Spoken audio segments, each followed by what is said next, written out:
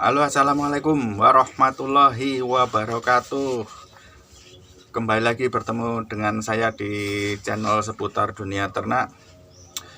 Apa kabar kawan-kawan peternak semuanya? Semoga selalu sehat dan selalu dalam lindungan Allah Subhanahu wa taala. Amin amin ya rabbal alamin.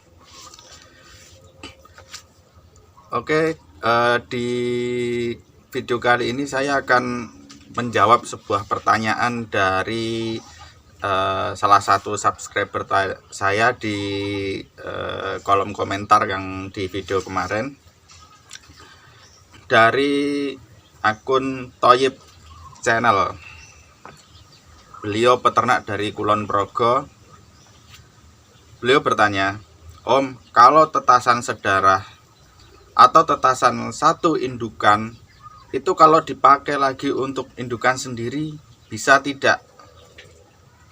Kok saya pernah dengar katanya kalau sedarah tidak bagus untuk indukan. Oke, saya jawab ya Bang Thoyib ya. Ini berlaku untuk mungkin semua unggas ya, nggak hanya di entok aja, ayam juga bisa, burung bisa. Jawaban saya adalah boleh dan tidak boleh. Ada dua ya. Nah, ini saran dan masukan dari saya. Yang pertama, kalau hasil dari perkawinan sedarah tersebut nanti anaknya mau dijual lagi untuk ke peternak pembesaran, saya sarankan jangan. Karena apa? Kalau mungkin di generasi pertama setelah perkawinan sedarah itu atau inbreeding itu nggak banyak kendala ya mungkin ya. Tapi kalau nanti masuk ke generasi berikutnya, jadi udah inbreeding ini dikawinkan lagi anakannya, kawinkan lagi anakannya, nanti banyak kendala di situ. Misalkan ya generasi 2, 3, 4 sampai berikutnya. Nah, kendalanya seperti apa? Ini yang pernah saya alami ya. Pertama, kemungkinan bisa cacat di fisik. Contohnya mungkin paruhnya yang menyilang gini, atau mungkin dari kakinya yang enggak ya cacat lah gitu. Terus mortalitas atau kematian itu cukup tinggi. Karena apa? Daya tahan tubuhnya itu kurang. Jadi semakin di-inbreed terus, semakin perkawinan sedarah terus ke generasi berikutnya, itu sifat-sifat resesif dari indukan sebelumnya itu sifat jeleknya akan nurun terus. Jadinya kualitas kualitas ketahanan tubuhnya kurang. Jadi nggak tahan dengan penyakit dan lain-lain. Terus kendalanya mungkin dari segi postur ya. Kalau sampai generasi ke 10, 20, 30 nanti di perkawinan sedarah terus, kemungkinan itu di postur atau di bobot itu nggak masuk. Jadi kasihan ya, kasihan ke peternak pembesaran yang beli bibit dari kita atau hasil tetasan dari kita. Itu nanti mereka nggak bisa mendapatkan panen yang maksimal gitu. Jadi ya kita harus memperhatikan kualitas juga ya.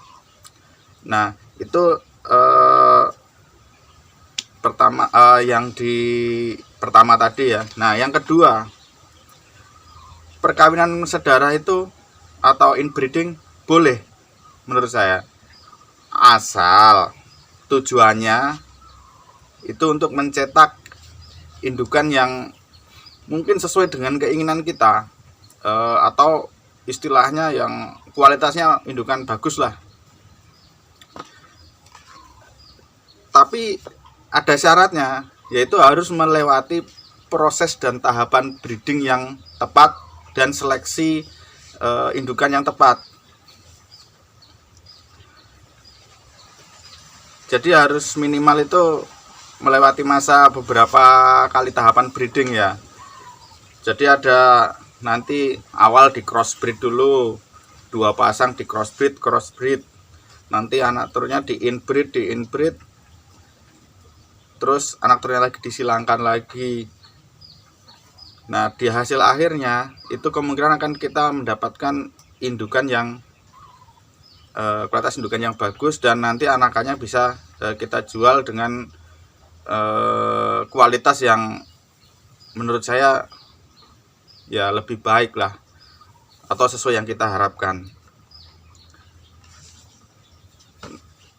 Kalau kawan-kawan mau simple ya, termasuk khususnya Bang Thoyib ya, kalau mau simple, wah mas proses begitu lama, terus nggak bisa cepet jual. Gimana proses yang cepat? Proses yang cepat yaitu kita seleksi, kita bisa beli calon indukan ke peternak-peternak kawan-kawan kita atau peternak-peternak lain yang sekiranya itu enggak satu darah gitu. Jadi mungkin untuk jantan bisa beli di peternak A, untuk betinanya bisa beli di peternak B. Nah, tapi kita seleksi dulu mana yang bagus buat indukan gitu. Nanti bisa itu langsung masuk ke penjualan intinya atau DOC atau yang lain-lain lah untuk diunggas. Jadi pesan saya buat kawan-kawan di pembibitan atau di penetasan, mohon maaf sebelumnya ya, kalau bisa jaga kualitas dari hasil tetasan kita. Jadi jangan asal wah kita yang penting tetasin aja, yang penting kita jual, kita dapat untung. Jangan ya, kasihan peternak yang beli ke kita gitu. Kalau kita yang di posisi seperti itu juga kan nggak mau gitu kan. Jadi ya beternak itu emang harus berproses. Ya mau usaha apapun ya emang harus melewati proses gitu. Nggak ada yang instan gitu. Kalau kita mau bikin Indomie aja harus direbus dulu kan. Nah, terus pesan saya buat peternak pembesaran yang mau beli bibit, entah itu DOE atau DOC, ya sebisa mungkin kita itu benar-benar menyeleksi beli bibit itu. Kalau bisa ya kita tahu kita beli di pembibit yang benar-benar emang mengutamakan kualitas gitu. Ya kalau kita asal beli murah, kita nggak ngerti asal usulnya dan lain-lain, ya kita yang rugi, kasihan ya kan. Nanti postur nggak sesuai dengan keinginan kita, bobot juga nggak sesuai. Nah, nanti kita kemungkinan besarnya rugi juga gitu kan di penjualan, atau di kematiannya juga akan terlalu tinggi. Selain dari sistem pemeliharaan ya.